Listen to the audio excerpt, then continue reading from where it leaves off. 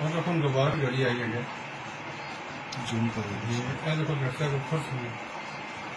और सारे छोड़ दो सीधे है ना रिवाज कोई रास्ता भी छोड़ सी बंदे लंघने वाला हां वो तक है यही बंदा यही तक कोई ड्राइवर शीशा चाड़िया इस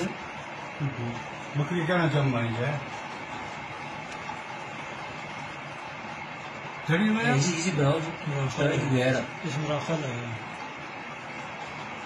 नंबर पर हम दीजिए पीजी हैं नंबर पर नीचे गड्डी में रखो गड्डी इधर असली ना इस बंदे ने तो इस बंदे ने नंबर पर जी था कोई अटक कर गया फिर करने मैंने अच्छा की खाज लगी तो मैं दिल्ली धड़कन तेज हुई हां जी की नहीं होना एक नाम सारा लगा होगा ये है तो कुछ शीशा साफ करने का ये बंदा तो क्या है वो शीशा साफ कर रहे थे भैया ने उस के बाद में घर कोई आएगा मास्क देखो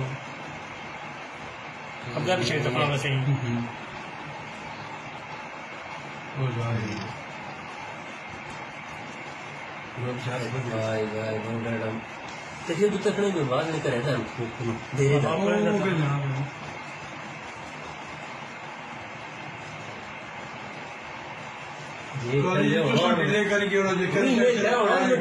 बड़ा मॉल बना रही है इस कमरे में सारा ये बकरियां की ना कोई बरामद जनानी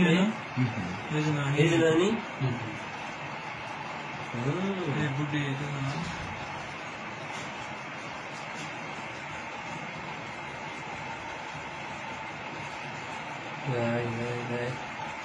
रोज कर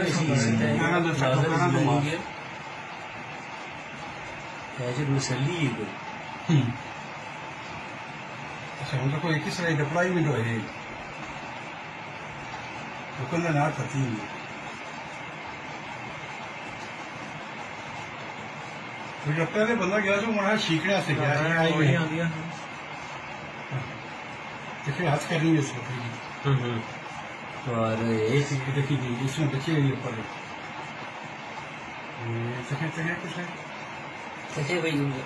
आ है भाई पता लेके नहीं लिया नहीं ये जो जाकर नीचे है ये ड्राइवर है केड़ा कुछ आने गिरना है पास में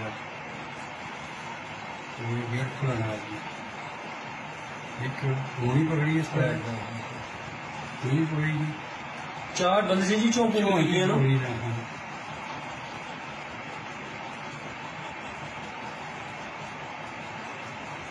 ये हो गया जी बेली ये बैठी हम सोचो को बकरी में गणी किस है अरे बस हम सोचो